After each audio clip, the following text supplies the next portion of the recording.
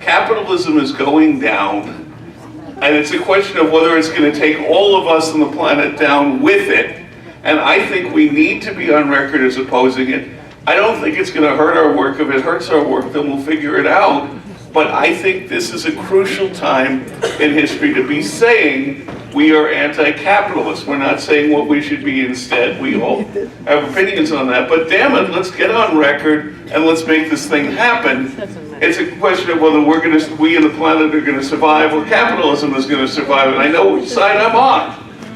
Thank you. Hey guys, welcome to Spare Speaks. Today I'm in Chicago attending the National Lawyers Guild Convention. The interesting part about that is I was able to speak to people who actually attended the Ferguson riots, the Ferguson protests. They were actually there 12, 24, 48 hours after the shooting occurred. So I saw it as a great opportunity to talk to people and get as close to the primary source of information as I possibly could regarding the situation. As you noticed in some of my other videos on the beach, some of the people don't really have a solid understanding of the issue that we're discussing. Here's the total opposite.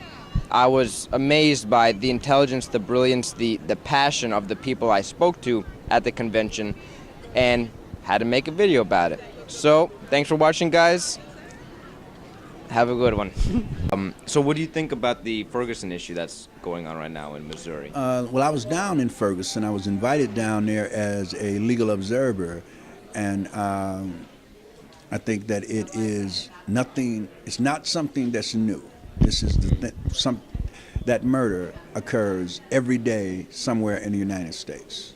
They're killing another Brown or Robinson or something everywhere in the United States.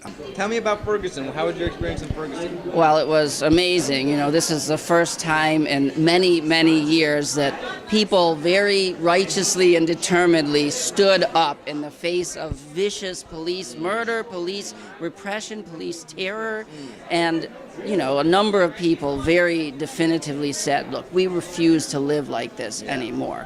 And youth literally who were the day before Mike's murder beefing with each other in different street organizations, and I've been in that place, and that's part of why I went to prison. The night after Mike was murdered, were standing shoulder to shoulder, and in those weeks that they stood up, were fighting the real enemy and not each other, which was tremendously inspiring and important. What's your opinion on what's going on in Ferguson, Missouri? I mean, I think it's a pretty good example of what's happening around the country. I think you go to any predominantly African American or people of color community, and you're going to find all kinds of police misconduct and brutality, and whether it's shooting somebody or beating somebody up and charging them with resisting and obstructing, or simply taking their money or car pursuant to some bullshit forfeiture law.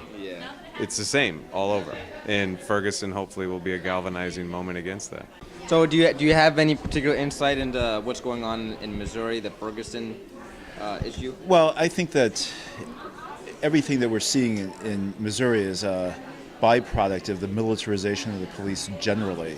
For the last 15 years or so, there's been a lot of this process where local police agencies have become militarized, and it began actually it began before 2001, but after 9/11 the federal government decided to give local police agencies access to a lot of military equipment on the theory that they would be the first line of defense against quote unquote terrorists.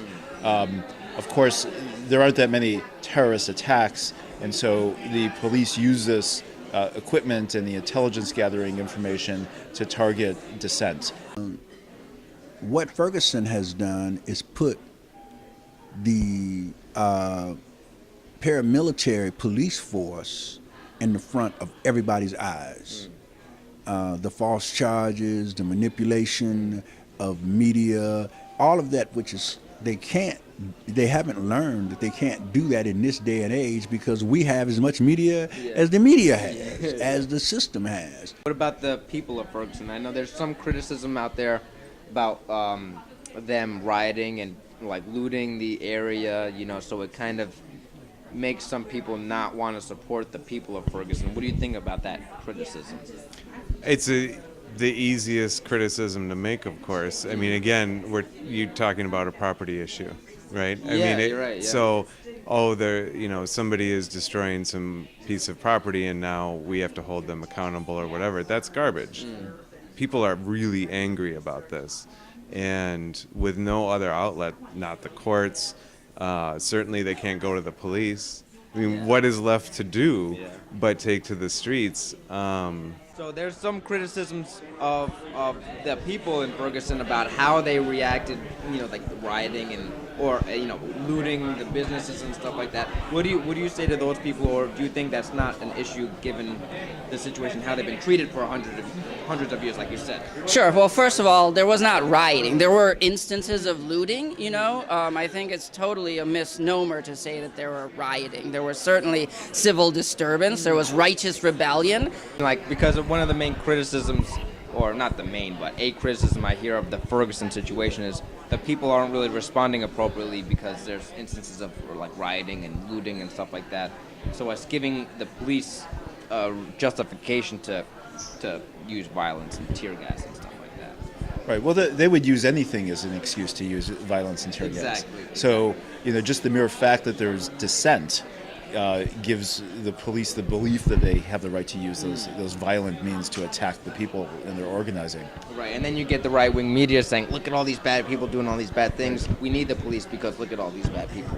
How do you think the police handle the situation? They're a military regime and they're oppressing people, and unfortunately I think that's something that we'll see more and more when people resist or demonstrate against police brutality. We'll see more and more like the true colors of our police force and the increasing militarization of police. So